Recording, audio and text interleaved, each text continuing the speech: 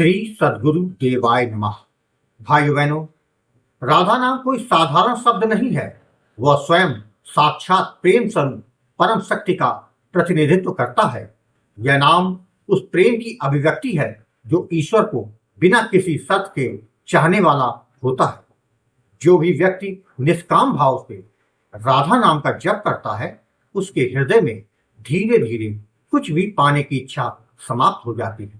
उसके लिए जीवन का एक ही लक्ष्य रह जाता है, प्रभु की निकटता, प्रेम और शरणागति। जब मन में भगवान के अलावा कुछ भी पाने की आकांक्षा ना बचे, तभी सच्चा प्रेम प्रकट होता है। और यही वो अवस्था है जब भगवान स्वयं उस जीव के अपनों में शामिल हो जाते हैं। आज के समय में अधिकांश लोग भगवान को तभी याद करते हैं जब कुछ खोते हैं या जब संकट आता है। जब तक जीवन में सब ठीक चलता है, तब तक लोग कहते हैं यह मैंने किया, यह मेरा घर है, यह मेरी कमाई है। लेकिन जब कोई कठिनाई आती है तो यही जीव भगवान से सवाल करने लगता है, भगवान ये आपने क्यों किया? ये कैसा न्याय है? अच्छा हो तो मैं और बुरा हो तो भगवान।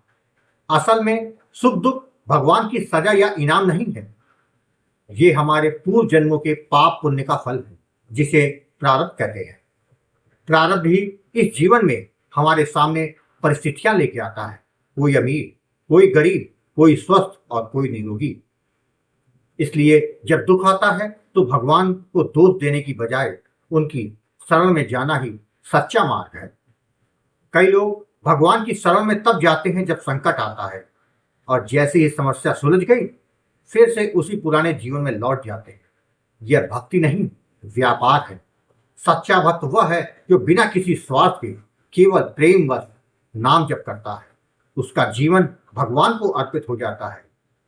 प्रभु, आप जो देंगे वही मेरे लिए श्रेष्ठ। मैं तो केवल आपका रहना चाहता हूँ। हमारी यह धारणा गलत है कि भगवान को पाने के लिए सब कुछ छोड़ना होगा। कई उदाहरण हमारे सामने हैं। संत तुलसीदास, मीराबाई, रामकृष्ण परमहंस, इन सबने समाज में रहते हुए भी भगवान को पाया। आज भी कई गृहस्थों ने राधा नाम की शरण लेकर भौतिक सफलताएं पाई हैं और साथ ही आध्यात्मिक ऊंचाइयां भी प्राप्त की हैं। परमात्मा को पाने के लिए सिर्फ एक चीज छोड़नी होती है, अब वो है अहंकार। जब हम निस्वार्थ भाव से राधा नाम की शरण में जाते हैं, तब परमात्मा खुद हमारे जीवन की जिम्मेदारी ले लेते। वह हमें संसार के कर्तव्यों से विमुख नहीं करते, बल्कि उन्हें सहज और सफल बना देते हैं। परमात्मा इस जीवन में और परलोक में दोनों जगह की व्यवस्था कर देते। तभी संत जन कहते हैं, जो आया है वह जाएगा, यह सत्य है। पर जो नाम में लीन हो गया वह कभी ना जाने वाला सुख प्राप्त करता है। सच्चा वैराग्य यही है कि संसार में रहते हुए मन को राधा नाम से जोड़ दिया जाए। साधारण से दिखने वाला यह नाम जब धीरे धीरे सर्वोच्च प्रेम की सीढ़ियां बन जाता है। तो एक बार निस्वार्थ होकर राधा नाम का जप करके तो देखो, आपका जीवन ही नहीं, आपकी आत्मा का लक्ष्य भी पूर्ण हो जाएगा। आज जो कथा यह दास सुनाने जा रहा है वह झारखंड से अमरेंद्र जी ने भेजी है, जिसको सुनकर आपके पैरों तले जमीन खिसक जाएगी। वही कथा यह दास आज सुनाने जा रहा है। इस कथा को जानने के लिए इस वीडियो को आखिर तक अवश्य देखिएगा। इसके साथ ही यदि आप राम नाम के प्रताप से जुड़ी सत्य कथा का आनंद लेना चाहते हैं तो हमारे दूसरे चैनल गोकुल भवन अयोध्या को जरूर देखिए। मेरा नाम अमरेंद्र है। मैं झारखंड का रहने वाला एक साधारण व्यापारी। मेरे परिवार में मेरे माता पिता, पत्नी और एक 6 वर्षीय बेटा है। जीवन में किसी भी सांसारिक दृष्टि से कोई कमी नहीं थी। व्यापार ठीक ठाक चल रहा, परिवार सुखी था और मन में प्रभु के प्रति प्रेम भी था। मेरे आराध्य राधा कृष्ण हैं। मैं बालकाल से ही उनके प्रति श्रद्धा भाव रखता आया हूँ। यथासंभव नियम पूर्वक भक्ति करता, समय समय पर वृंदावन जाता, जहां जाकर ठाकुर जी से कहता, प्रभु मुझ पर भी एक बार दया कर दो, मुझे भी अपनी अनुभूति करा दो। भक्ति भाव था, श्रद्धा थी, लेकिन भीतर कहीं ना कहीं एक अधूरापन था। जीवन में सब कुछ होते हुए भी परम रस नहीं मिला था जिसके लिए आत्मा तरसती है। प्रभु के स्वप्न दर्शन तक ना हो पाना मेरे हृदय को कचोटता था, जिसके बाद मुझे प्रेमानंद जी महाराज के वीडियो भी देखने लगे को मिले, जिससे मेरा मन राधा नाम की ओर भी भागने लगा। लेकिन कहते हैं ना, जब तक किसी गुरु से नाम नहीं मिलता तो वह पूरी तरह से फलदायी नहीं होता। मैं सोचने लगा कि मैं गुरु कहां से लाऊं। इस जीवन में एक नया मोड़ आया। एक रात मैं ठाकुर जी से अपने मन की बात कर रहा था, प्रभु मुझे ऐसा कोई गुरु मिलवा दो जो मेरा मार्गदर्शन कर सके, जिससे मेरा जीवन यह सार्थक बन जाए। उसी रात मैंने एक विलक्षण स्वप्न देखा। मैं एक बाग में था, वहां एक तेजस्वी साधु आए, मुझसे भिक्षा मांगी। मैंने जो कुछ मेरे पास था श्रद्धापूर्वक उनको दे दिया। उन्होंने मुझे देखा और बोले, जिसे तुम ढूंढ रहे हो वह तुम्हें शीघ्र ही मिल जाएगा। जैसे ही मैंने ये वाक्य सुना मेरे रोंगटे खड़े हो गए। स्वप्न बहुत स्पष्ट था और सुबह होते ही हृदय में किसी अलौकिक ऊर्जा का संचार होने लगा। मुझे यकीन हो चला था कि ठाकुर जी ने मेरी प्रार्थना सुन ली है। 3 दिन बाद मेरी दुकान पर एक ग्राहक अपने मित्र के साथ आया। उसका मित्र मोबाइल में कोई वीडियो देख रहा था। वीडियो की आवाज थोड़ी तेज थी, जिससे मैं भी सुन पा रहा था। उसमें कोई संत राधा नाम की महिमा और भक्तों के अनुभव सुना रहे थे। मैंने जिज्ञासावश पूछा, भैया ये किसका वीडियो है? वह बोला, ये मेरे गुरु जी हैं। ये राधा नाम की महिमा बताते हैं और भक्तों के चमत्कारी अनुभव भी। मैंने उनसे निवेदन किया, भैया कृपया मेरे मोबाइल में भी यह चैनल लगा देंगे। उन्होंने मेरे फोन में अच्युत प्रभात का चैनल खोल दिया। उनके जाने के बाद मैंने वह वीडियो देखा तो ऐसा लगा जैसे मेरी आत्मा उसी को सुनने के लिए प्रतीक्षा कर रही थी।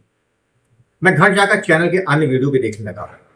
रात भर में ही जैसे मन राधा नाम की धुन में झूम उठा हो।